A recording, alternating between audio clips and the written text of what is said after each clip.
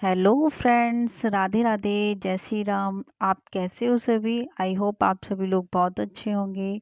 तो चलिए दोस्तों, आज की इस वीडियो में हम सावन मास के भोले बाबा की कथा सुनाएंगे। अगर आप सोमवार का व्रत नहीं धारण करते हैं तो वैसे भी पूजा पाठ करके इस कथा का श्रवण कर सकते हैं। तो चलिए दोस्तों, आज की वीडियो शुरू करते हैं।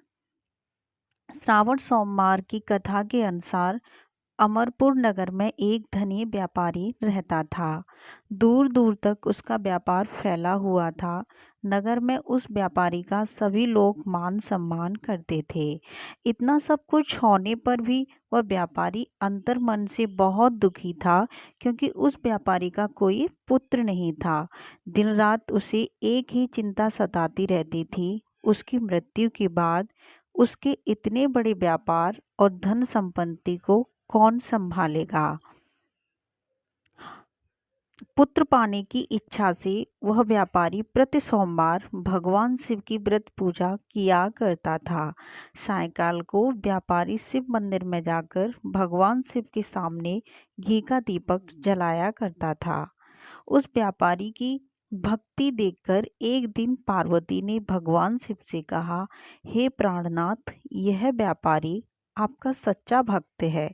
कितने दिनों से यह सोमवार का व्रत और पूजा नियमित कर रहा है।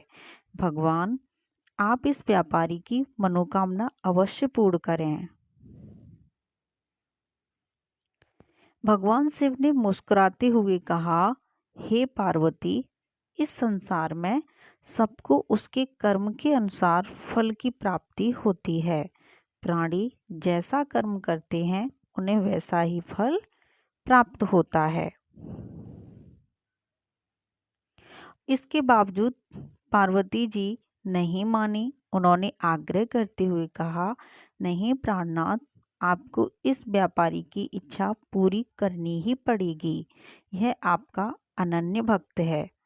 प्रति सोमवार आपका विधिवत व्रत रखता है और पूजा अर्चना के बाद आपको भोग लगाकर एक समय भोजन ग्रहण करता है। आपको इसे पुत्र प्राप्ति का वरदान देना ही पड़ेगा।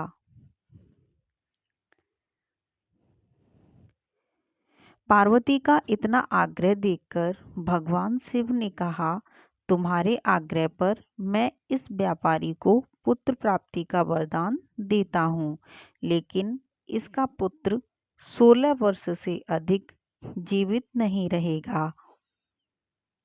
उसी रात भगवान शिव ने स्वप्न में उस व्यापारी को दर्शन देकर उसे पुत्र प्राप्ति का वरदान दिया और उसके पुत्र के 16 वर्ष तक जीवित रहने की बात भी बताई। भगवान के वरदान से व्यापारी को खुशी तो हुई, लेकिन पुत्र की अल्पायु की चिंता ने उस खुशी को नष्ट कर दिया। व्यापारी पहले की तरह सोमवार का विधिवत व्रत करता रहा। कुछ महीने बाद उसके घर अति सुंदर पुत्र उत्पन्न हुआ। पुत्र जन्म से व्यापारी के घर में खुशियां भर गईं। बहुत धूमधाम से पुत्र जन्म का समारोह मनाया गया। व्यापारी को पुत्र जन्म की अधिक खुशी नहीं हुई, क्योंकि उसे पुत्र की अल्प आयु के रहस्य का पता था। यह रहस्य घर में किसी को नहीं मालूम था। विद्वान ब्राह्मणों ने उस पुत्र का नाम अमर रखा। जब अमर 12 वर्ष का हुआ तो शिक्षा के लिए उसे वाराणसी भेजने का निश्चय हुआ। व्यापारी ने अमर के मामा दीपचंद को बुलाया और कहा कि अमर को शिक्षा प्राप्त करने के लिए वाराणसी छोड़ाओ। अमर अपने मामा के साथ शिक्षा प्राप्त करने के लिए चल दिया। रास्ते में जहाँ भी अमर और दीपचंद रात्रि विश्राम के लिए ठहरते हैं, वहीं यज्ञ करते और ब्राह्मणों को भोजन कराते थे। लंबी यात्रा के बाद अमर और दीपचंद एक नगर में पहुँचे। उस नगर के राजा की कन्या के विवाह की खुशी में पूरे नगर को सजाया गया था। निश्चित समय पर बारात आ गई, लेकिन वर का पिता अपने बेटे की एक आंख से काने होने के कारण बहुत चिंतित था। उसे इस बात का भय सता रहा था कि राजा को इस बात का पता चलने पर कहीं वह विवाह से इनकार न कर दे, इससे उसकी बदनामी होगी। वर के पिता ने अमर को देखा तो उसके मस्तिष्क में एक विचार आया। उसने सोचा, क्यों न इस लड़के को दूल्हा बनाकर राजकुमारी से विवाह करा दूं। विवाह के बाद इसको धन देकर विदा कर दूंगा और राजकुमारी को अपने नगर में ले जाऊंगा। वर के पिता ने इसी संबंध में अमर और दीपचंद से बात की।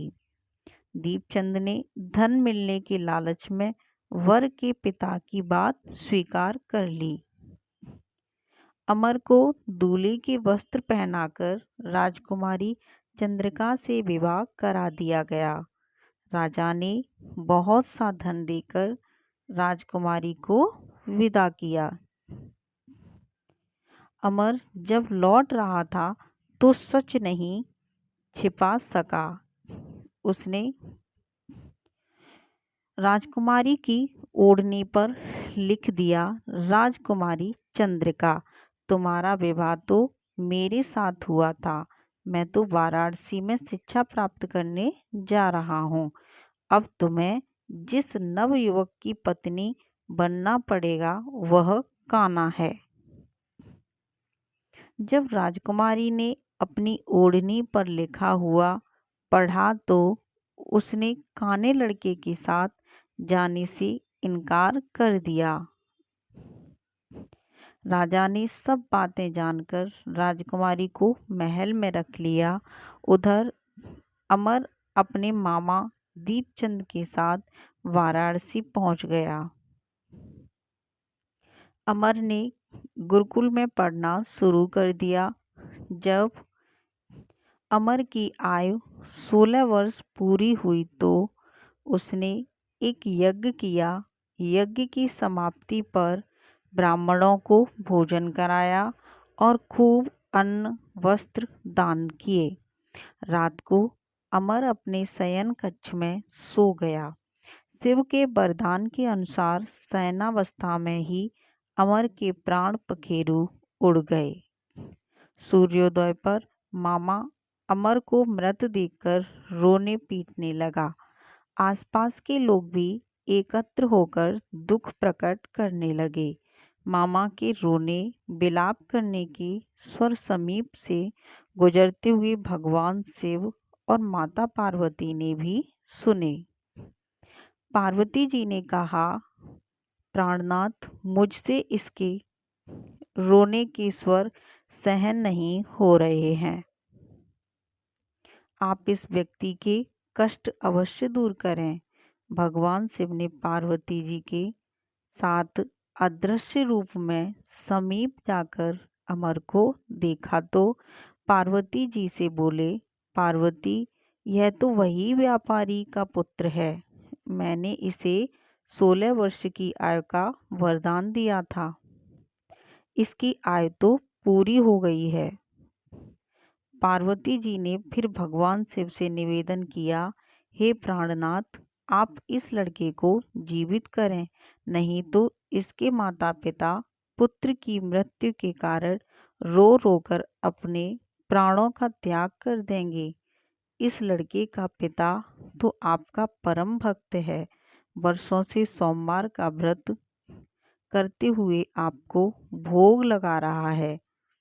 पार्वती के आग्रह करने पर भगवान शिव ने उस लड़के को जीवित होने का वरदान दिया और कुछ ही पल में वह जीवित होकर उठ बैठा। शिक्षा समाप्त करके अमर मामा के साथ अपने नगर की ओर चल दिया। दोनों चलते हुए उसी नगर में पहुंचे जहां अमर का विवाह हुआ था। उस नगर में भी अमर ने यज्ञ का आयोजन किया। समीप से गुजरते हुए नगर के राजा ने यज्ञ का आयोजन देखा। राजा ने अमर को तुरंत पहचान लिया। यज्ञ समाप्त होने पर राजा अमर और उसके मामा को महल में ले गया और कुछ दिन उन्हें महल में रखकर बहुत सा धन वस्त्र देकर राजकुमारी के साथ विदा किया। रास्ते में सुरक्षा के लिए राजा ने बहुत से सैनिकों को भी साथ भेजा था।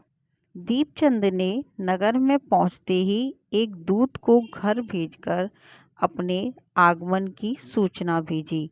अपने बेटे अमर के जीवित वापस लौटने की सूचना से व्यापारी बहुत प्रसन्न था।